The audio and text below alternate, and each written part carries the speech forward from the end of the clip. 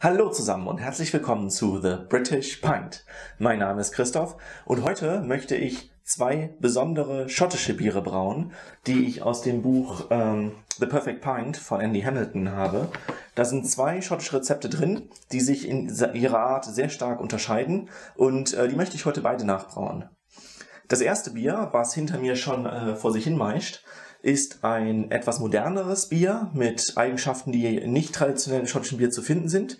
Zum Beispiel die Stärke von 6,8% Alkohol und Aromahopfen wird verwendet. Und was hier als umstritten beschrieben wird, aber soweit ich weiß, von allen als nicht richtig anerkannt wird, ist die Verwendung von torfgeräucherten Malz.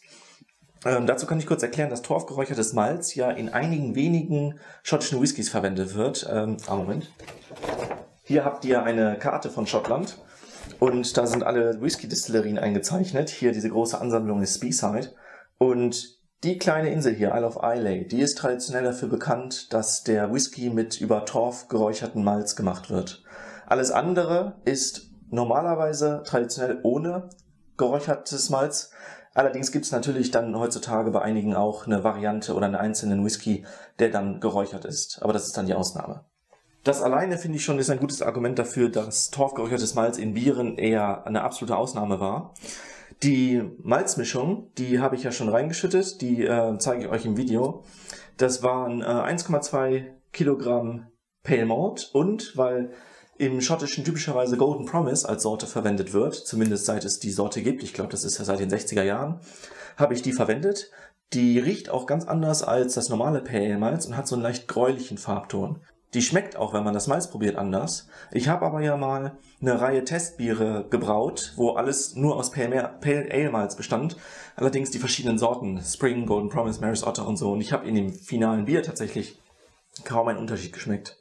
Also das Problem könnte an der Stelle sein, dass ich einfach mit 4% Alkohol mein Testbier nicht wirklich so ausgelegt habe, dass man das deutlich schmeckt. Vielleicht merke ich es ja hier und ich habe Golden Promise jetzt nur in dem starken Bier verwendet. So, 1,2 Kilogramm Pale Malt, 200 Gramm über Torf geräucherten Malz, das Whisky-Malz, wie es in Deutschland heißt. Und dann noch, was waren das, 65 Gramm Dark Crystal Malt, da habe ich jetzt das Special B genommen. Das ist nicht das gleiche, aber es ist auch ein dunkles Crystal Malt, also Karamellmalz. Und als letztes 30 Gramm Chocolate Malt, also Carafa 2. Ja, genau, das Ganze meist eine Stunde lang bei 65 Grad, wird also jetzt nicht zu süß, aber es ist ja von der Malzmenge relativ viel und gibt entsprechend viel Alkohol. Deswegen wird das doch ein bisschen mehr Restsüße enthalten als ein typisches Bier, wie ich sonst immer mache. Hier in dem Buch steht tatsächlich drin, dass ein bestimmtes Chloride-to-Sulfide-Ratio, also am besten wäre 1:1. Und ich glaube, mein Leitungswasser hat auch das Verhältnis 1:1, dass das ausbalanciert ist zwischen einem hopfenbetonten und einem malzbetonten Bier. Das werde ich aber alles nochmal mehr im Detail erklären, wenn ich mal dazu komme, ein Grundlagenvideo über Wasser zu machen. Das Ganze koche ich dann 90 Minuten lang und zwar mit 3 Hopfengaben. Einmal East Kent Golding, 90 Minuten lang, das sind bei mir 7 Gramm meine ich, Entschuldigung, 7 Gramm mit 4%igen East Kent Golding, Alphasäuren, 90 Minuten kochen, dann 6 Gramm East Kent Golding die letzten 5 Minuten und 10 Gramm Bramling Cross die letzten 5 Minuten. Das ist also das Rezept, wo ich zum ersten Mal Bramling Cross in der großen Menge gesehen habe, als Aromahopfen verwendet. Und das ist das, woran ich mich orientiert habe, als ich mein Schwarzbier gebraut habe. Ja, das Ganze wird also johannisbeerig schmecken. Das ist nach dem, was man üblicherweise in Büchern findet, nicht typisch für schottische Biere. Also ich meine, Johannisbeergeschmack ist sowieso nicht traditionell für irgendein englisches Bier oder britisches Bier. Allerdings muss man dazu bedenken, dass die Schotten doch deutlich mehr Hopfen verwendet haben, als man das immer liest. Man liest immer, ja, gar kein Aromahopfen oder bloß nicht zu sehr Hopfen.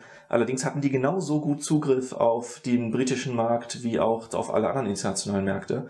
Also es gibt auch Hinweise, dass die ohne Probleme Saaz aus Tschechien gekauft haben. Und also die Verfügbarkeit war nicht geringer. Das ist nicht das Argument. Das wäre eine falsche Argumentation.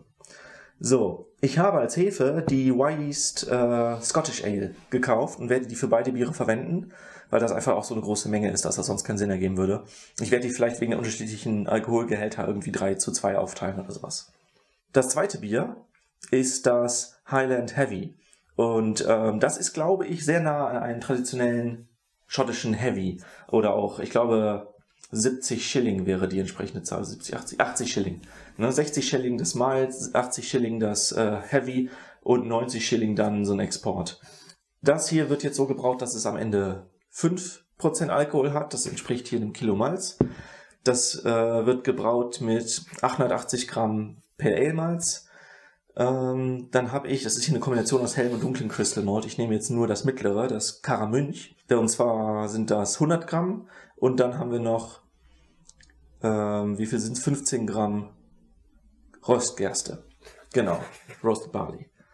Und das wird gleich für eine Stunde bei 70 Grad gemeischt, ist also weniger Alkohol, aber hat einen höheren Restextrakt am Ende. Zumindest gehe ich davon aus. Gucken wir mal. Gleiche Hefe wird natürlich die Vergleichbarkeit erleichtern, was sowas angeht. Und das wird jetzt nur mit einem Bitterhopfen gemacht. In diesem Fall ist es First Gold mit 8%. Ich muss gleich mal gucken, was ich für einen Hopfen nehme und blende das dann entsprechend ein. Und der soll 70 Minuten kochen. Das sollte jetzt nicht so viel Unterschied machen, aber ich werde mal gucken, wie sich das so verhält. Ja, dann habe ich hier ein Bier, was ohne Aromahopfen gekocht wird, also sozusagen der von vielen argumentierte Standard, der aber eben auch nicht ganz sicher ist. Also meine aktuellsten Infos sind tatsächlich, dass die genauso gehopft waren wie in England.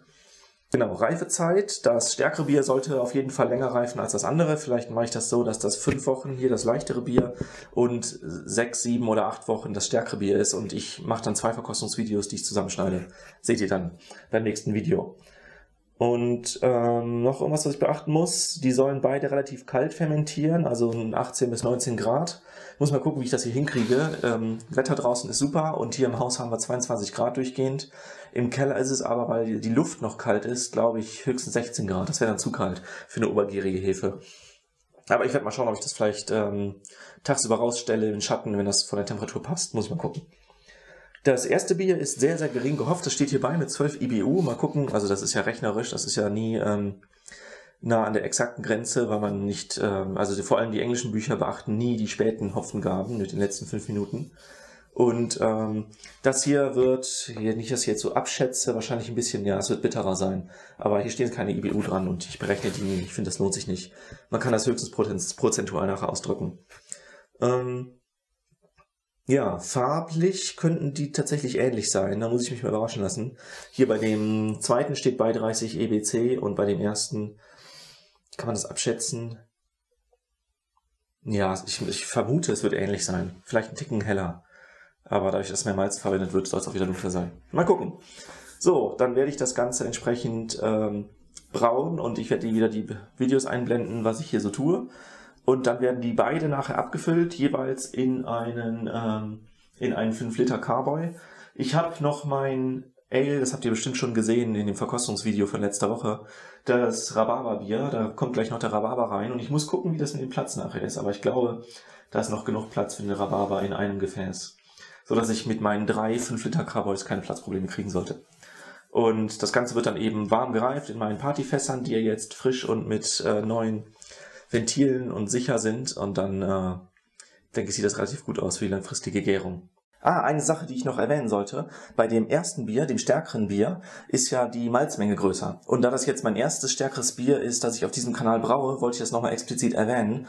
Nämlich, mehr Malz absorbiert auch mehr Wasser. Das heißt, wenn man das perfekt systematisch machen möchte, dann sollte man immer den Hauptguss in Liter Wasser pro Kilogramm Malz berechnen, je nach Bier, was man braut. Das habe ich jetzt bei den schwächeren Bieren noch nicht so berücksichtigt und auch bei dem werde ich das jetzt nicht so akkurat halten, weil es bei den Mengen, die ich mache und bei den Effekten, die ich immer in den unterschiedlichen Bieren habe, halt nur sehr wenig ausmacht.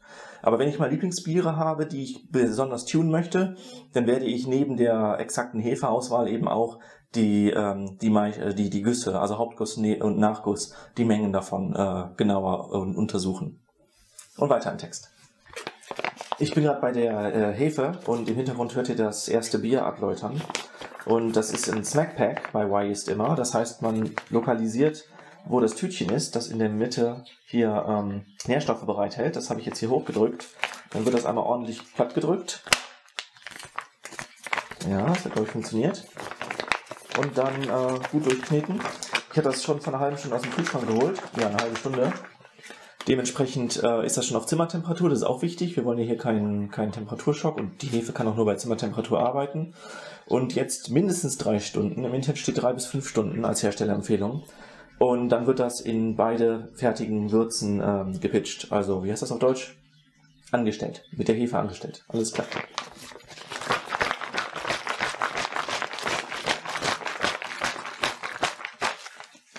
Im Moment ist das noch nicht aufgebläht. Das wird dann nachher was. So, wir sind jetzt mit beiden Bieren fertig. Das hat jetzt ziemlich genau 10 Stunden gedauert. Allerdings habe ich zwischendurch auch mal Pause gemacht und was anderes getan. Aber 2 Biere an einem Tag ist schon schwierig, auch wenn es so kleine Mengen sind. Wir haben jetzt hier einmal das leichtere mit den 5% Alkohol und hier ist das stärkere mit den 6,8% sollen es werden. Und ich habe hier eben gerade gemessen, also ich habe die beide auf die gleiche Füllhöhe, das ist so die Standardfüllhöhe, die ich für 4,5 Liter ungefähr abschätze. Ich habe das noch nie exakt nachgemessen. Jedenfalls habe ich hier 17% Stammwürze, das kommt genau hin, 17 Grad Brix ist das. Und hier habe ich 14,4.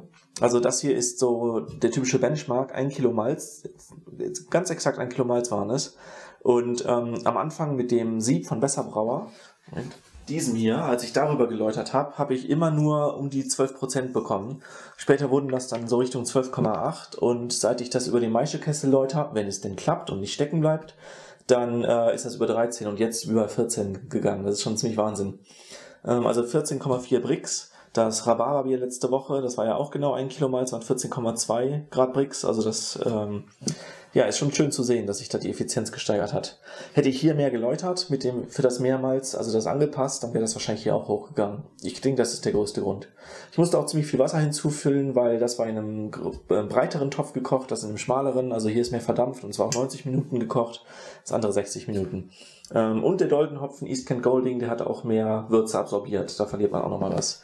Also hier viel Wasser rein, hier ganz klein bisschen nur und dann war's das.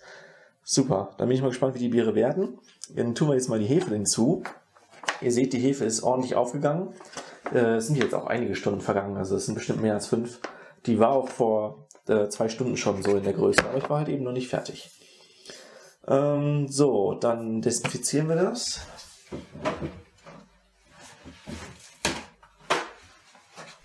Ja, es ist ganz wichtig, dass man hier an der Stelle, wo man eine frische, sterile Hefe bekommt, nicht direkt Dreck hinzufügt.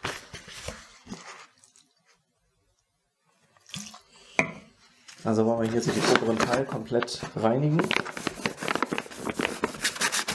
Ja, möglichst oben nicht mehr anfassen, außer zum Aufreißen. Das Aufreißen machen wir jetzt. Ja, kommt direkt Gas raus, ist ja logisch, wenn wir blubbern. Na komm. Mit solchen Verpackungen habe ich so eine Hassliebe. Weil die normalerweise immer so explosiv aufreißen, dass einem das um die Ohren fliegt. Ja. So, sehr schön, das hat ja fast geklappt.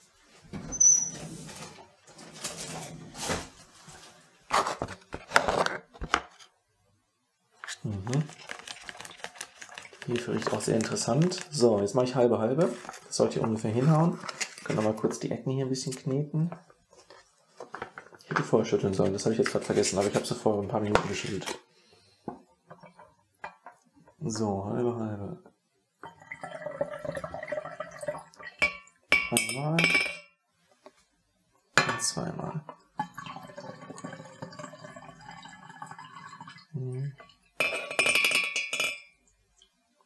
Den letzten Rest tue ich nochmal hier rein. Das ist ja das mit der höheren Stammwürze. Ganz halbe halbe wäre ja nicht richtig. So, und hier sieht man wieder drin, die durchsichtige Tüte ist, da waren die Nährstoffe und der Zucker drin. Ne? Also so Nährsalze und sowas. Ich glaube, manchmal sind auch tote Hefezellen noch als Zutat genannt. Das steht hier gar nicht. Ich glaube, ich hatte mal ein Paket, da war das aufgedruckt auf Deutsch. Ja, und da müssen die Zutaten angeben. Ja, jedenfalls werde ich die jetzt gleich noch ordentlich schütteln. Und dann mache ich vielleicht ein Video in der Woche, wenn ich es abfülle. Vielleicht aber auch nicht. Im Zweifelsfall sehen wir uns dann bei der Verkostung wieder. Also macht's gut und bis zum nächsten Mal. Tschüss. So, es ist jetzt der Abend des nächsten Tages. Ich habe die beiden Gärflaschen heute Morgen hier runtergebracht. Wie ihr seht, ist die Temperatur perfekt für die Bedingungen, die im Rezept für die Hefe empfohlen wurden. Und warum rechts weniger Schaum ist als links, weiß ich nicht genau, aber es ist ein deutlicher Unterschied. Obwohl links das stärkere Bier ist, das ist das mit dem East Kent Golding Doldenhopfen. Ja, und ich denke mal, ich lasse die jetzt erstmal 1 bis 2 Wochen blubbern.